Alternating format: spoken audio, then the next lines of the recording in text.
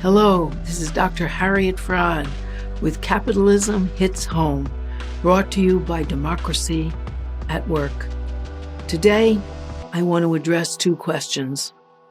Pressing questions because the Supreme Court looks like they want to axe and eliminate Roe versus Wade and the right to abortion for American women.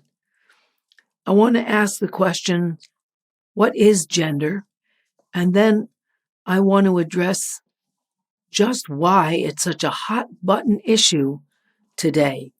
Why women's rights, abortion, and sexuality, and the rights of LGBTQ people, and particularly trans people, are so crucially important on the agenda, on the American political agenda right now. First, what is gender? Well, gender, according to scientists, is the set of social, political, and sometimes economic meanings that are attached to people with female or male genitalia. They're social concepts that are attached to a physical structure, just as with racism, racial characteristics are attached to social meanings. So race in itself is really nothing, but the social, political, and economic meanings of race have a huge political and social impact. And where I get my definition from gender is the biggest scientific source that I could find and the most respected. It's this book, The Gendered Brain, the neuroscience that shatters the myth of the female brain. And it's by Gina Rippon, who is very much honored in the field of brain science and gender studies. She's at the Aston Brain Center at the University of Aston in Birmingham, England. So why are gender issues so hot today? Why? Well, let's look at what's happening in the background. What's happening in the background is a fascist push or proto-fascist push in the United States. The big issues and emphases of fascism as well as neo-fascism are family, consisting of a man, a woman, and children, faith, in that movement consisting of Christianity, morality, which consists of sexual fidelity to the standard of heterosexuality and marriage, and homeland, America, and America first, and America the greatest, to rally people who feel worried and frightened about what's going on around them. Around these things, family, morality again, and homeland, and faith, the right wing is able to rally people to repress the groups that they need to suppress in order to divide the mass of the working class, so we cannot unite to end capitalism. Fascism comes in to hold capitalism together when capitalism is falling apart. It fell apart in Germany in the late 1920s and 30s. It was a way to rescue the German people from their humiliation at losing World War I, and in such humiliating terms, and also to counteract their economic fear because the enormous inflation was on in Germany. It took 220,000 marks, like dollars, $220, to buy a quarter of a pound of butter or a loaf of bread. And people took wheelbarrows after they were paid and ran to the store to buy things before the inflation made them so expensive they couldn't afford them. U.S. fascism is in its very beginning stage, which is its legal stage, trying to create laws that divide us by race, by native-born versus immigrant, and by sex. Fascism emphasizes that there is only one way to do anything. There is one way to be sexual, and that's heterosexual. There is one way to have a family, and that is mother, father, children. There is one way to be a woman, and that is subservient to a man. There's only one way that honors faith, family, morality, and homeland. And I should say that as of 2020, when the last Southern Baptist Convention was written up, and the Southern Baptists are the biggest denomination in Protestantism, they ruled that a man needs to be protective of the woman in his family, and the woman needs to be subservient to the man. So that they codified that already, as proto-fascists would have us do. It's important to be white, to be married in a Christian church, and to be a true, homeland-loving, non-critical American. How do they do that? How do they ensure male supremacy? Well, one way is to stop women from controlling our own reproductive choices and putting those basically in the hands of men. The first way is to stop abortion. The Catholic Church, which is very much a male hierarchy where women cannot be priests, no less pope, or any other higher ups, where the nuns are supposed to serve the priests in a subservient position. They have pushed bans on abortion in order to keep that hierarchy. And they have worked with dictators in Germany and Italy. In Italy, the true good Mussolini's fascist family was the family of mother, father, and numerous children. And that was the fascist family in Germany as well, but without the Catholicism, which was part of the Italian fascist family. So first, you ban abortion, so women cannot control their reproduction. And if they're raped, too bad, they still have to produce children, even if they don't want them and can't care for them. There's no necessity of the state caring for children, just banning abortion, while leaving male birth control completely in the hands of men. And that's condoms, which have been available all the time that abortion was not. And also then later on, and for now, male sexuality through allowing Viagra no matter what. There's no rules that are suggested for Viagra for men's reproduction. Now that the Trump Supreme Court is ready to stop abortion rights, that is a direct assault against women's control of our own bodies and our own reproduction. The Supreme Court also ruled on the side of an anti-LGBTQ group. They decided that that group had a right to fly the Christian flag at the Boston City Hall.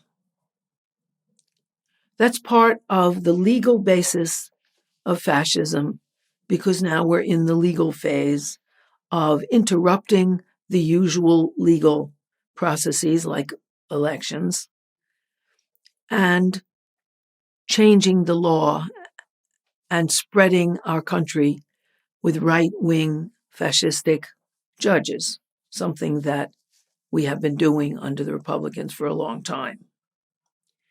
Our net right now, the internet, is replete with incels, men who hate women and blame women for their lack of sexual access to women, and are often those who are killing women, like Elliot Rogers at the University of California campus, who was an incel and is celebrated by the incels and shot 9 women. Another way that they retain their supremacy is to make sexualized threats against women in positions that were usually held by men. AOC is a good example of women who speak out for other women and are routinely sexually mocked and ridiculed and insulted by male congressmen and others. In video game culture, which was very male, if a woman tries to enter video game culture as a designer of video games or someone who changes the misogynistic woman-hating content, she's threatened with rape and dismemberment until often those women leave because they're afraid. They have to change their names if they want to do anything in these male fields. Another hotbed of male chauvinism is the Harvard Business School, which had a huge problem of women being sexually harassed and threatened until they quit the business school. Now, if we look at it, how do we fight that?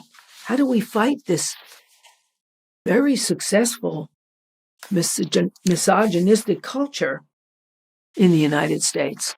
Well, we can look to those countries that have won abortion rights, even though there are huge pressures against them. The most recent is Argentina. Argentina is a Catholic country where the church is enormously powerful. Abortion rights were won by a coalition, a crucial coalition of the socialists, the indigenous people, the climate activists, and women's groups, as well as groups that represented not only the socialists but poor people's organizations. They banded together under a socialist banner and passed abortion rights, which is amazing in such a Catholic country that had, with the Pope himself making a special plea that Argentinians should defeat abortion rights.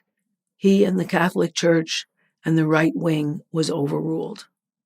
Another country where they recently got abortion rights, which is a country equally Catholic and filled with machismo and right-wing supremacy, is Mexico, that organized the same kind of coalition.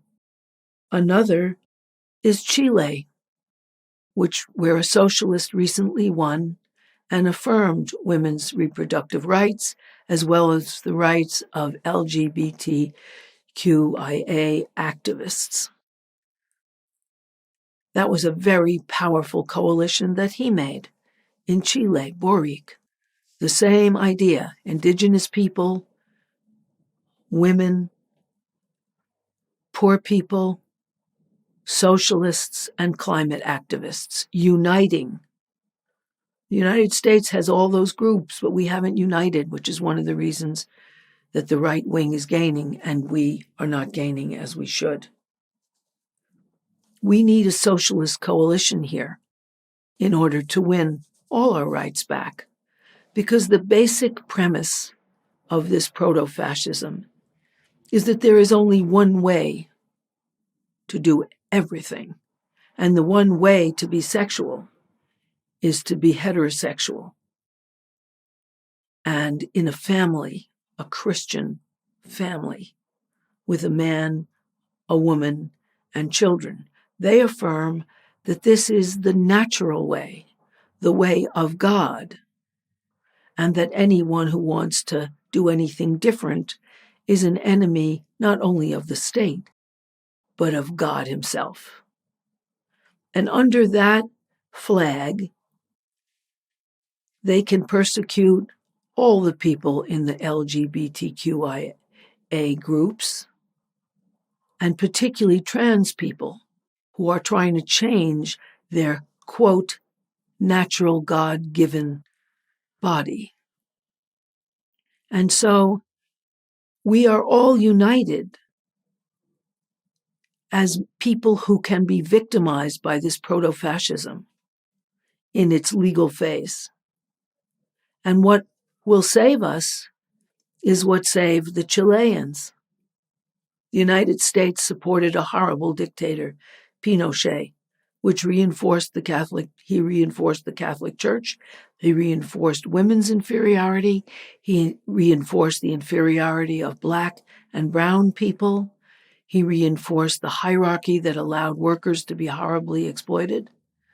And the coalition of all of those groups got together and elected a socialist, even though Pinochet's side got huge funding. In addition, of course, funding from the United States, not only from their wealthy oligarchs. And in spite of the fact that over 60% of people now believe women should have the right to abortion, the big money is behind denial of women's abortion rights, because the big money is proto-fascist. They see that our capitalism is falling apart. We have a big inflation, not like Germany's, but an inflation that threatens to wipe people out. We have ever greater divisions between those at the top and everyone else. The biggest employers in the United States are super exploiters. Amazon, Walmart, fast food, and call centers. They are all run robotically. Instead of creating robots to help with human tasks, they make humans do the tasks of robots. Every move is monitored. In Amazon, it's monitored by your scanner, which lets them know if you sit down for 1 minute instead of being on your feet 11 hours every day. And if it hurts too bad, Amazon has vending machines all over their warehouses, and they're full of free pain meds. They don't do that because they really care that their workers are in pain from being on their feet, stooping and picking up things for 11 hours in the same repetitive movements robotically.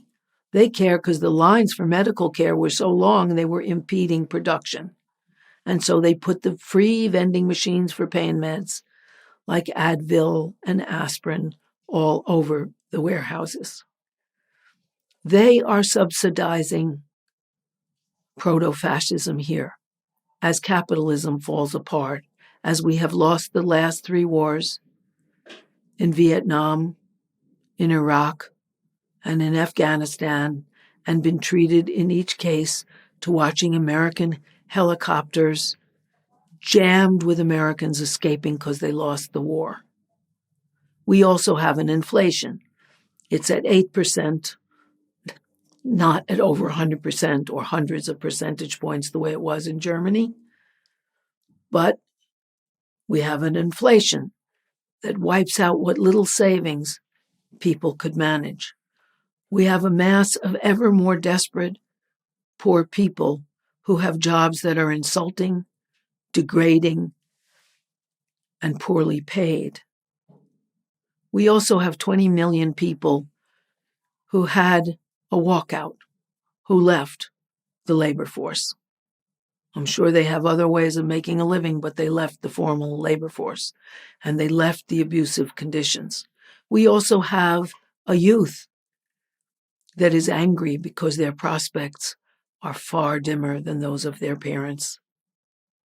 The majority of middle-class and upper-class parents are supporting their children in some form or another because their children need it.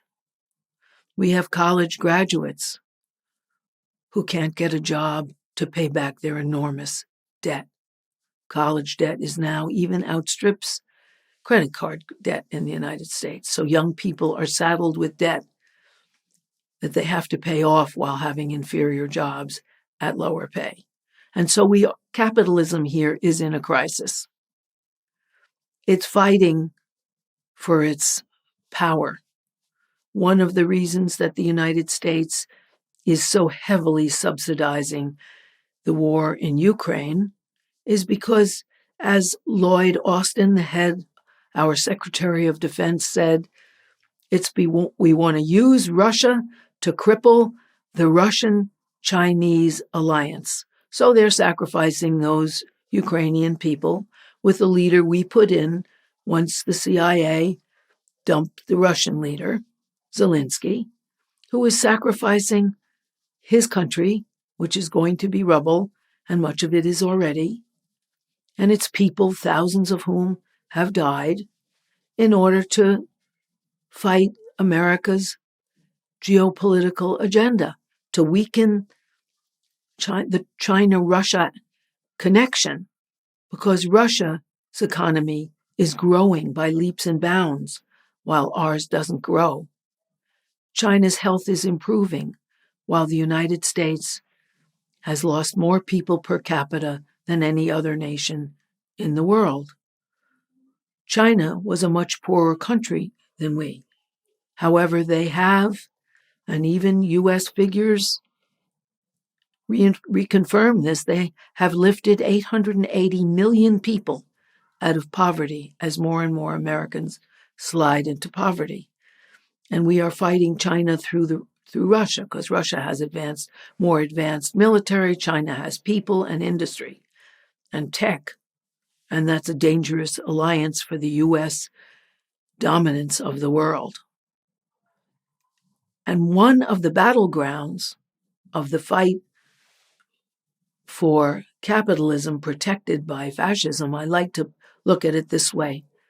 If you look at capitalism as a barrel, a big wooden barrel, when the barrel starts falling apart, you need iron bands to hold it together. When capitalism starts falling apart, you need the iron bands of fascism to hold it together. And one of the first moves of fascism is the legal basis for fascism. And gender is under attack. Of course, I welcome all of your reactions to this. I also hope that you'll find this enlightening and want to support us and support this program and Democracy at Work. To be a member, to be a Patreon supporter, that would be great. It's also really helpful if you suggest this podcast to friends so that they can watch too.